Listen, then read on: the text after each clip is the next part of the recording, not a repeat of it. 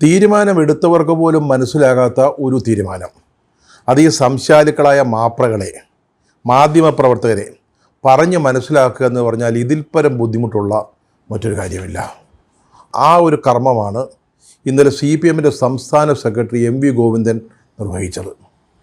പാർട്ടിയുടെ സംസ്ഥാന കമ്മിറ്റി കഴിഞ്ഞ ചില ദിവസങ്ങളായിട്ട് നിയമസഭാ തിരഞ്ഞെടുപ്പിലെ പരാജയത്തിൻ്റെ കാരണങ്ങളെക്കുറിച്ച് പഠിച്ചുകൊണ്ടിരിക്കുകയായിരുന്നു. അവസാനം പാർട്ടി കമ്മിറ്റിക്ക് കാര്യങ്ങളെല്ലാം ബോധ്യപ്പെട്ടു. പാർട്ടിക്ക് തെറ്റുപറ്റിയിട്ടുണ്ട്. പാർട്ടി എന്ന് പറയുന്ന സംവിധാനം അതിന് തെറ്റുപറ്റി. പക്ഷേ ഞങ്ങളാരും ഒരു തെറ്റും ചെയ്തിട്ടില്ല. ഞാനോ അല്ലെങ്കിൽ മുൻ മുഖ്യമന്ത്രി പിണറായി വിജയനോ യാതൊരു തെറ്റും ചെയ്തിട്ടില്ല. തെറ്റുകൾ സംഭവിച്ചു. അതായത് തെറ്റു ചെയ്തവരെ കണ്ടെത്താൻ ശ്രമിക്കാതെ അല്ലെങ്കിൽ അതേപ്പറ്റി പഠിക്കാതെ സംഭവിച്ച തെറ്റുകൾ മാത്രം ഉൾപ്പെടുത്തി കുറ്റപത്രം തയ്യാറാക്കുക എന്നുള്ള വളരെ ബുദ്ധിമുട്ടേറിയ ഒരു ജോലിയാണ് സംസ്ഥാന കമ്മിറ്റി ചെയ്തത്. അത് വിശദീകരിക്കാനാണ് കഴിഞ്ഞ ദിവസം നമ്മുടെ MV ഗോവിന്ദൻ മാഷ് പത്രക്കാരെ വിളിച്ചു വരുത്തിയത്. തെറ്റ് കുറേ പറ്റി. അയ്യപ്പ സംഗമം തെറ്റായിപ്പോയി. അവിടെ യോഗി ആദിത്യനാഥിൻ്റെ സന്ദേശം വായിച്ചത് തെറ്റായിപ്പോയി. അതുപോലെ ശബരിമല സ്വർണ്ണക്കവർച്ച കേസിൽ പാർട്ടി നേതാക്കൾക്കെതിരെ നടപടിയെടുക്കാൻ വൈകിയത് ശരിയായില്ല. അത് നേരത്തെ തന്നെ ഉണ്ടാവേണ്ടതായിരുന്നു. കഴിഞ്ഞ നിയമസഭാ തിരഞ്ഞെടുപ്പിൽ ചില സ്ഥാനാർത്ഥി നിർണയങ്ങൾ പാളിപ്പോയി. തളിപ്പറമ്പിലും പയ്യന്നൂരിലുമൊക്കെ സ്ഥാനാർത്ഥികളെ തീരുമാനിച്ചത് തെറ്റായ രീതിയിലായിരുന്നു. ഇതൊക്കെ ശരിയാ. ഇതൊക്കെ പാർട്ടിക്ക് സംഭവിച്ച തെറ്റാ. പക്ഷേ പാർട്ടി സെക്രട്ടറിക്കോ ഭരണം നിയന്ത്രിച്ച അല്ലെങ്കിൽ ഭരണത്തിന് നേതൃത്വം കൊടുത്ത പിണറായി വിജയനോ ഇതുമായിട്ടൊന്നും യാതൊരു ബന്ധവുമില്ല. അതായത് തളിപ്പറമ്പിലും പയ്യന്നൂരിലും സ്ഥാനാർത്ഥികളെ തീരുമാനിച്ചതാരാ? അതെന്താ MV ഗോവിന്ദൻ മാഷാണോ? അല്ലല്ലോ. അത് ജില്ലാ കമ്മിറ്റിയാണ്. അതിന് അംഗീകാരം കൊടുത്തതാരാ? സംസ്ഥാന കമ്മിറ്റിയാണ്. അവർക്കാ തെറ്റുപറ്റിയത്. അല്ലാതെ ആ യോഗത്തിൽ പങ്കെടുക്കുകയും സ്വന്തം ഭാര്യയ്ക്ക് വേണ്ടി സംസാരിക്കുകയും ചെയ്ത പാർട്ടി സംസ്ഥാന സെക്രട്ടറിക്കല്ല. പാർട്ടി സെക്രട്ടറിയുടെ ഭാര്യ മത്സരിച്ചോട്ടെ, നമ്മുടെ കയ്യിൽ ഒരു തുറുപ്പ് വേണമല്ലോ എന്ന് വിചാരിച്ച് മിണ്ടാതിരുന്ന പിണറായി വിജയനല്ല. അത് ജില്ലാ കമ്മിറ്റിക്കും അതുപോലെ തന്നെ സംസ്ഥാന കമ്മിറ്റിക്കുമാണ്. പിന്നെ ഈ ഭരണവിരുദ്ധ വികാരം എന്ന് പറയുന്നൊരു സംഭവം കേരളത്തിൽ അടുത്ത കാലത്തെങ്ങും ഉണ്ടായിട്ടില്ല. നല്ല അമ്പോറ്റി ഭരണമായിരുന്നല്ലോ നമ്മുടെ പിണറായി വിജയൻ്റെ. ആ ഒരു സാഹചര്യത്തിൽ പിന്നെ എങ്ങനെയാണ് ഭരണത്തിന് നേതൃത്വം കൊടുത്തു എന്നതിൻ്റെ പേരിൽ പിണറായി വിജയനെതിരെ കുറ്റം ചേർത്തുക? അതൊന്നും നടക്കത്തില്ല സാക്കളെ. തെറ്റ് പറ്റിയത് പാർട്ടിക്കാണ്. അല്ലാതെ പാർട്ടിയെ നയിച്ച അല്ലെങ്കിൽ ആ തെറ്റുകൾക്ക് കാരണബോധന്മാരായ നേതാക്കൾക്കല്ല, പിണറായി വിജയനല്ല, MV ഗോവിന്ദൻ മാഷക്ക് അല്ല. നമ്മുടെ പാർട്ടി സംസ്ഥാന സെക്രട്ടറിയുടെ ദൗത്യം വളരെ ശ്രമകരമായിരുന്നു എന്ന് പറഞ്ഞല്ലോ. പിന്നെ ഇത് കേൾക്കാൻ വന്നിരുന്ന മാധ്യമപ്രവർത്തകരിൽ ബഹുഭൂരിപക്ഷം ആളുകളും പാർട്ടി സെക്രട്ടറി പറയുന്നത് വിഴുങ്ങാൻ തയ്യാറായിട്ടിരിക്കുകയാണെങ്കിൽ വലിയ കുഴപ്പമില്ല. അങ്ങനെയാണ് പലപ്പോഴും ഇത്തരം കാര്യങ്ങൾ അങ്ങ് കഴിച്ചിലായി പോരുന്നത്. ഈ പത്രസമ്മേളനം നടന്ന ദിവസം തന്നെയാണ് എക്സാലോജിക് കേസിൽ മുഖ്യമന്ത്രി പിണറായി വിജയൻ്റെ മകൾ തൈക്കണ്ടി വീണയ്ക്ക് സമൻസ് അയക്കാനുള്ള തീരുമാനം വരുന്നത്. ഇത് രാവിലെ മുതൽ ചാനലുകൾ ഫ്ലാഷ് ചെയ്തുകൊണ്ടിരിക്കുക. വീണയ്ക്ക്, ശശിധരൻ കർത്താവിന്, ഇവരടക്കം 7 പേർക്ക് ED സമൻസ് അയച്ചിരിക്കുന്നു.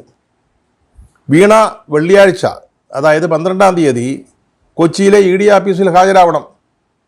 ചോദ്യം ചെയ്യലിന് വിധേയയാകണം. ഇതാണ് സമൻസ്. അതിൻ്റെ വിശദാംശങ്ങൾ ഇങ്ങനെ ചാനലുകൾ റിപ്പോർട്ട് ചെയ്തുകൊണ്ടിരിക്കുകയാണ്. കേട്ടപ്പോഴുണ്ടല്ലോ അണികളുടെ രക്തം അങ്ങോട്ട് തിളച്ചു.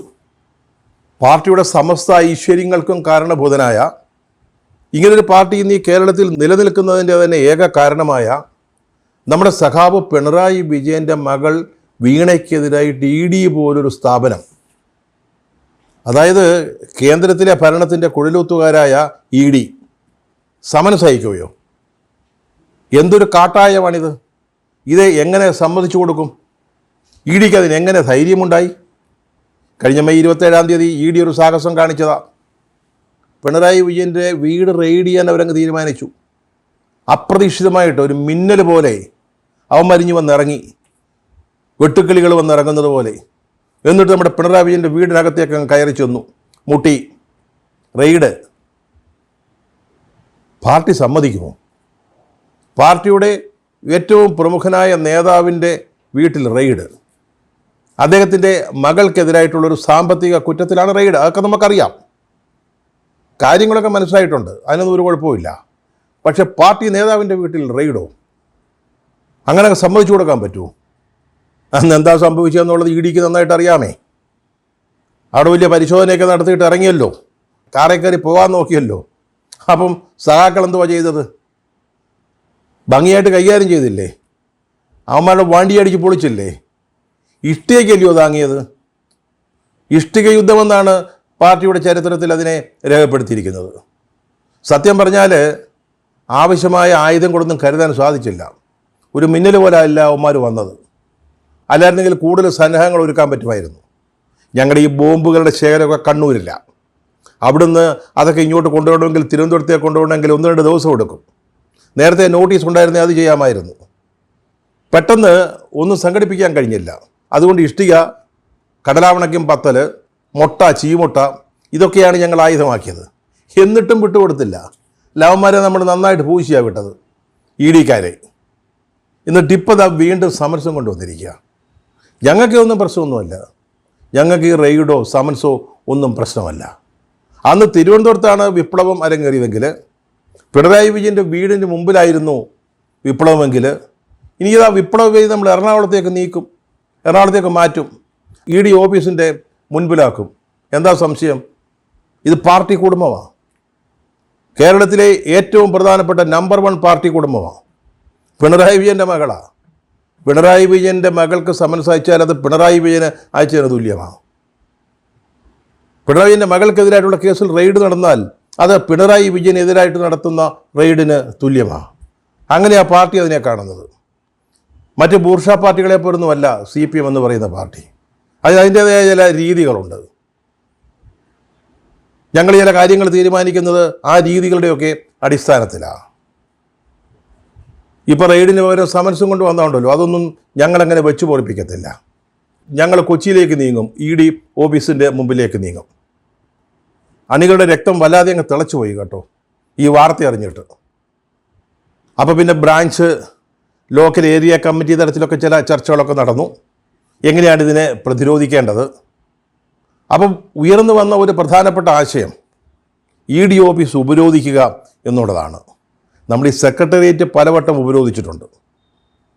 ആളെ കൊണ്ടൊന്ന് ചുറ്റും കിടത്തും, പിന്നെ അകത്തോട്ട് ഈച്ചയെ പോലും കടത്തി വിടത്തില്ല. അതുപോലെ വേണമെങ്കിൽ ഇ ഡി ഓഫീസ്, കൊച്ചിയിലെ ഓഫീസ് ഉപരോധിക്കാം. അതൊക്കെ പാർട്ടി വിചാരിച്ചാൽ പുല്ലുപോലെ ചെയ്യാവുന്ന കാര്യങ്ങളേ ഉള്ളൂ.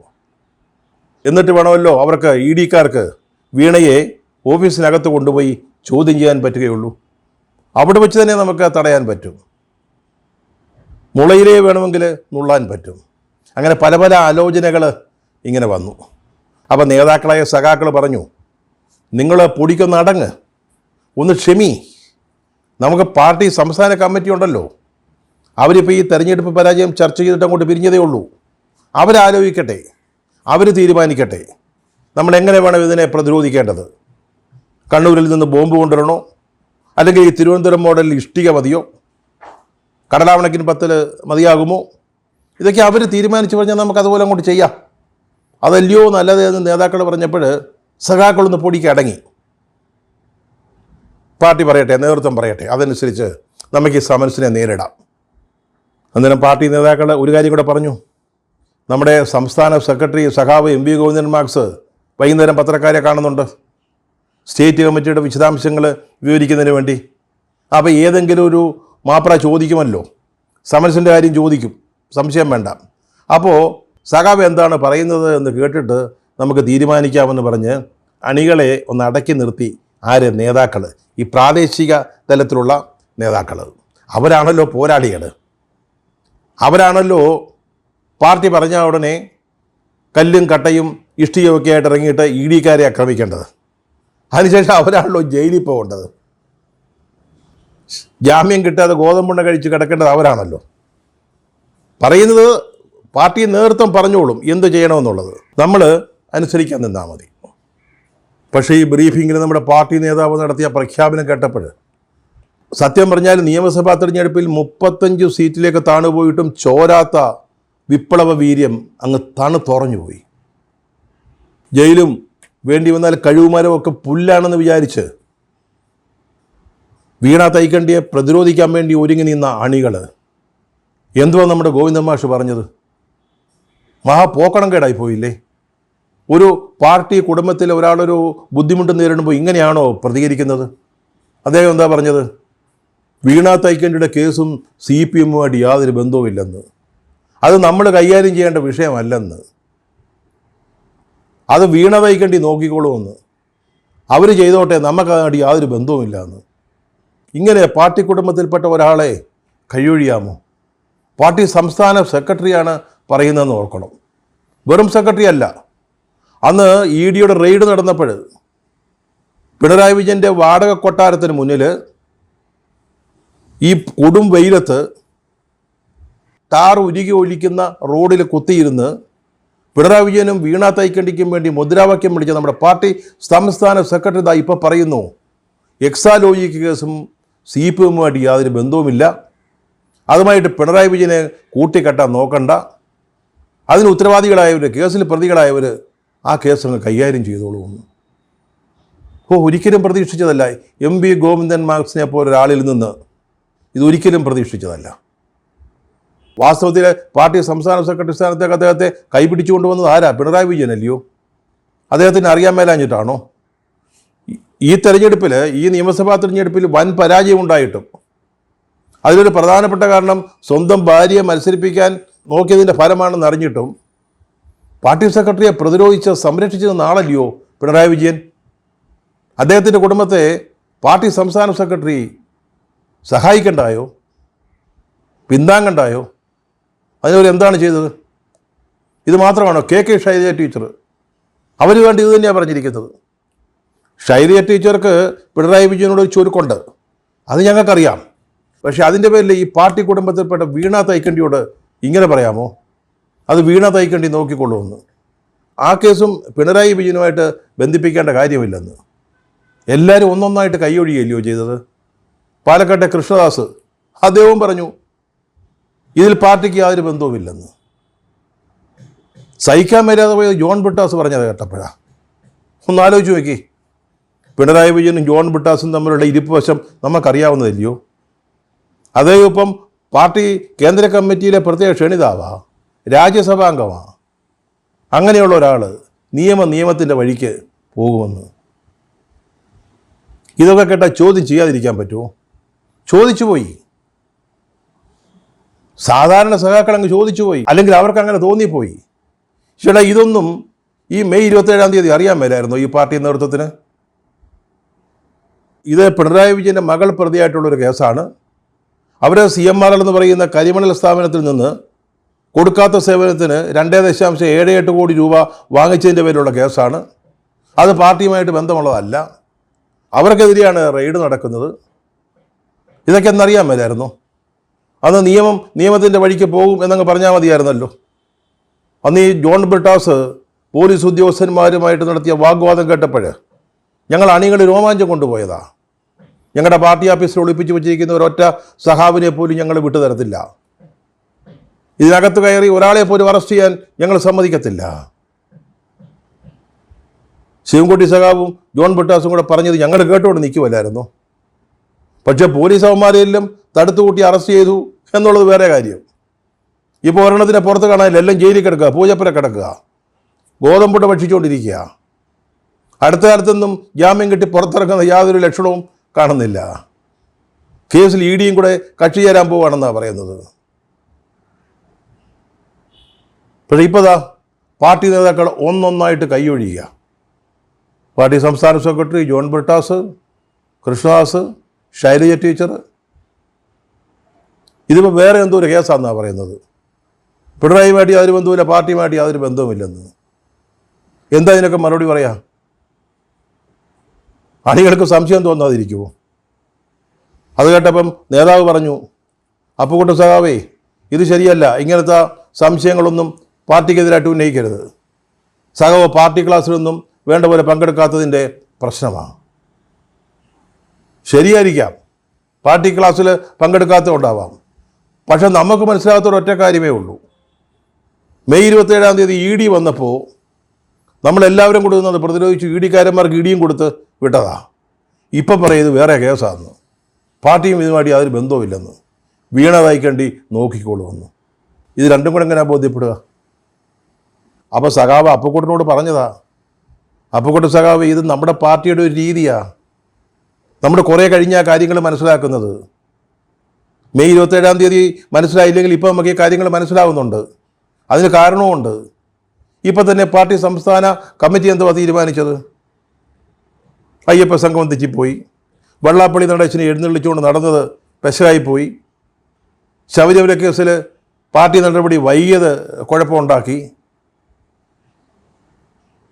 സ്ഥാനാർത്ഥി നിർണയം പാളിപ്പോയി. ഇതൊക്കെ ഇപ്പോഴല്ലയോ സമ്മതിക്കുന്നത്? നേരത്തെ നടന്ന ചർച്ചകളൊന്നും ഇത് സമ്മതിച്ചിട്ടില്ലായിരുന്നല്ലോ. പാർട്ടിക്ക് ഇങ്ങനെ ലൈറ്റ് കത്തി വരാൻ കുറച്ച് സമയമെടുക്കും. അതിതൊരു അപ്പുക്കുട്ടൻ സഖാവിന് മനസ്സിലായിട്ടില്ലേ? അതേ ഇവിടെയും സംഭവിച്ചിട്ടുള്ളൂ. അതങ്ങ് മനസ്സിലാക്കിയാൽ മതി. പാർട്ടി നേതാക്കൾക്ക് ചുമ്മാ കയറിയങ്ങ് തീരുമാനം എടുക്കാൻ പറ്റുമോ? ED ആഫീസ് ഉപരോധിക്കാനോ അല്ലെങ്കിൽ കൊച്ചിയിലും ഇഷ്ടിക യുദ്ധം നടത്താനൊക്കെ തീരുമാനിക്കാൻ പറ്റുമോ? തീരുമാനിക്കാൻ പറ്റത്തില്ലെന്നേ. തിരുവനന്തപുരത്ത് വിപ്ലവം അരങ്ങേറുമ്പോൾ നമ്മൾ അണികളെ മുമ്പിൽ നിർത്തി അതൊക്കെ ചെയ്തത്. പക്ഷേ ഇപ്പോൾ ആ കേസിൻ്റെ അന്വേഷണം വേറെ ദിശയിലേക്ക് മാറിക്കൊണ്ടിരിക്കുക. ഇതിൻ്റെ പിന്നിൽ എന്തെങ്കിലും ഗൂഢാലോചന നടന്നിട്ടുണ്ടോ എന്നുള്ള അന്വേഷണമായി ഇപ്പോഴും പോലീസ് നടത്തിക്കൊണ്ടിരിക്കുന്നത്. അല്ലാതെ ഇഷ്ടിക യുദ്ധം നടത്തിയവർക്കെതിരായിട്ട് മാത്രമല്ല ഇപ്പോൾ നടപടി. ഇതിൻ്റെ പിന്നിൽ ഏതെങ്കിലും നേതാക്കൾ ഗൂഢാലോചന നടത്തിയിട്ടുണ്ടോ ED ആക്രമിക്കുന്നതിന്? ഈ അന്വേഷണം കൊണ്ട് മുന്നോട്ട് പോയാലേ പലരും കുടുങ്ങും.